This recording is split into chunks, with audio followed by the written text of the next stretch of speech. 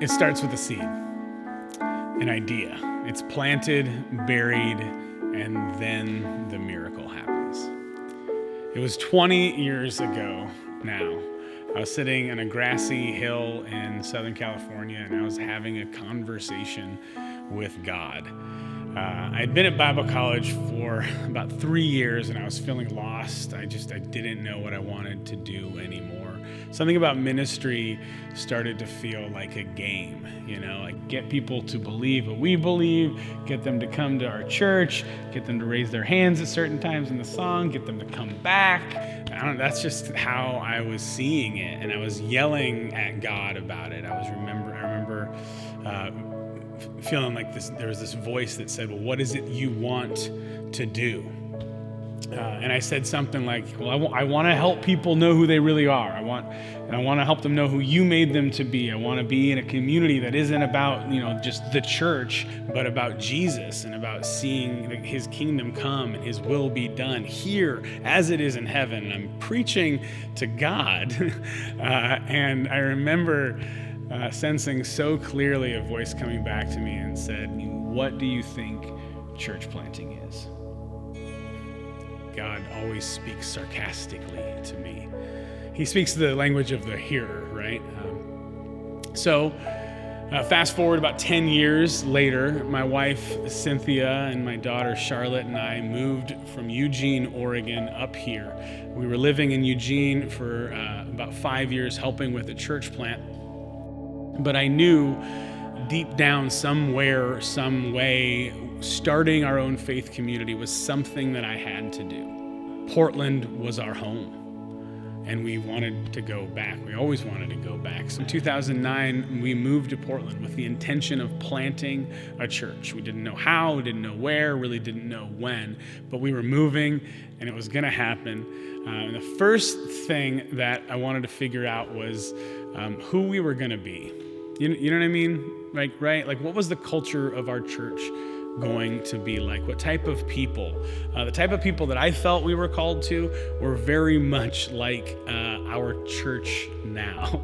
Highly spiritual, but highly cynical. Optimistic and irreverent, finding church to be a largely irrelevant thing, but desiring true community of Jesus followers and people who don't know Jesus at all, but find themselves compelled towards kingdom ideas like love and peace and generosity and beauty and community.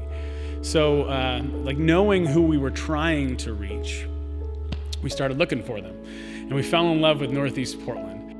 And the Northeast Portland area is awesome. It's beautiful. We love the diversity, the community, the neighborhood feel. It's like lots of different little villages, each with their own school and park and coffee shops and restaurants, and we loved it. And so we started looking for homes in Northeast Portland, and yikes, that was like the most demoralizing thing ever.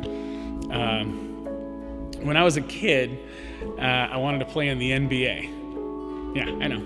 I wanted to play in the NBA. Ryan Spin Dr. Sorry is what they named me. That's what I named myself. But I would spin in such a way with the ball that it would disorient not only my opponent, but also myself. Anyway, I wanted to be in the NBA, but my body and my talent had different plans. That's what it felt like when we were looking to buy a home here. Everyone we looked at, we couldn't afford. We had YMCA basketball money and not NBA money, And we finally found this neighborhood, this little neighborhood in Northeast Portland called Woodlawn. It was like the last place that was still somewhat affordable. And we fell in love with this little house. And we moved in believing and trusting that this was the area God has called us to. Not just to live, but to plant a church. This was going to be our neighborhood. This is going to be our school, our coffee shops, our restaurants. This would be our community. And as we've always said here, community isn't found. It's made, right? It's formed. It's fostered. And so the next step was figuring out how that was going to look. I had been a part of a church plant before. We went through training and such. I was a trained church planter, whatever that means. But I had this sense that church planting takes so much energy, so much work. And it's not like, man, it's a lot of work. It's a lot of work. I'm saying like it takes so much communal effort, so many people to come together and so much effort is taken to start a church that I always pictured it like dropping a big rock on a lake, right? There's this huge splash and huge energy exerted where the rock falls, but then there are like these wakes of energy that like flow out from the center, from that source. And I had the sense like, what if we could harness that energy so that everything we create here, it isn't just for us, but that we'd be a place that can be a blessing for everyone around us, whether they're a part of our church or not. And so I had this crazy idea of attaching some sort of business to our faith community. And the reason for this would be twofold. One would be to raise funds and support kingdom works in our city. And then the second would be to be a presence and community center in the neighborhood 7 days a week. That the church wouldn't be a place that just sits empty 6.5 days a week. So we danced a lot of ideas around in our heads. Coffee shops, concert venues, preschools, hotels, trying to find something that would organically tie us together with what God had called us to, and trying to think of where community happens in Northeast Portland. And I remember the exact day I had the idea of opening the pub. I was in my backyard with Roger Becker and Jonathan Bueller. We were talking about different models and drinking beer, and I said, what about a pub? We were kind of quiet for a minute, and with a little smile on our face, like it was kind of like, could we? Is this like at this time it was still the idea of a church and a pub still seemed like sketchy, right? Like potentially like, I don't know if this is a good idea. So immediately I did what comes natural to me. I started thinking of stupid names that we could call it. Hebrews was the fun one. Emmanuel House was a fan favorite. The Holy Spirits was very irreverent, I thought. My favorite was Jesus Bar Joseph. It's a really good Bible college joke if you don't know. But after that, we kept brainstorming, and I talked with people that I respected much more than myself. And I wanted to get their take. And to my surprise, all of them said, I love it. So we started looking. We started looking for a building, an actual home for where we could open a pub. We looked at a lot of places. We looked at Laurelwood's Pizza Place. We looked at Nick's famous Coney Island, the local lounge. But the problem was they were either way too expensive. We didn't have really any money, or they were not in our area, or they were so small that we couldn't have like a faith community gather there. We didn't want the church and the pub to be separated. We wanted one home, one place, both for the pub and for the church. And so what we were needing and what we needed was 4 unique and specific things. 1, a place that was affordable. 2, a place that was a pub or a restaurant. We couldn't just get a garage and be like, here's we had to have a place that was zoned as a restaurant already. 3, a place that was big enough for church and for our kids' services to happen in the same home. And then 4, a place somewhere in the Northeast Portland neighborhood, hopefully, somewhere close to where I live, where we were called. So we're praying. And then on my street, like 6 houses from me, a place opened up. About 4 months after we started the church, God provided a home that completely fit to a T exactly what we were looking for. It's unbelievable as I look back on it now. I still kind of get goosebumps thinking about how perfect it was. There was even a place like this in all of Portland, let alone on my block. I just can't help but see the hand of God in our moving here, in our vision, in our church, and in our home here. It's a beautiful piece of art that God has orchestrated, seemingly from like the very beginning. So we got our church, we got our pub home, and we started working, and you know who you are. Hundreds of people from all over the city came out to build OPH, building the tables, painting, installing lights, everything in this building you all did. And after almost 3 years, we finally opened the doors. And the Oregon Public House became a place of community, of giving, of celebration, and symbolically what makes Portland so great.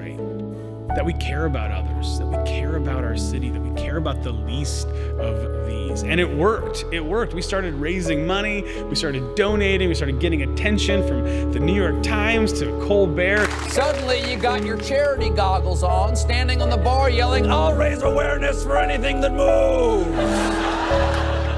Forbes. Heck, I even said no to being on Ellen. Hello. Biggest mistake of my life. But this mission that God gave us 10 years ago has continued to work. It's continued to demonstrate that we can be more together, that we could do more together, and being a part of the change that we wish to see in this world. Our tiny little faith community has been able to donate over $200,000 to Portland charities, getting food to the hungry, books to the kids, clothing for the needy, caring for the fatherless, the orphan, and the widows. And during this season, as we reflect and as we look back, I know that God simply isn't done.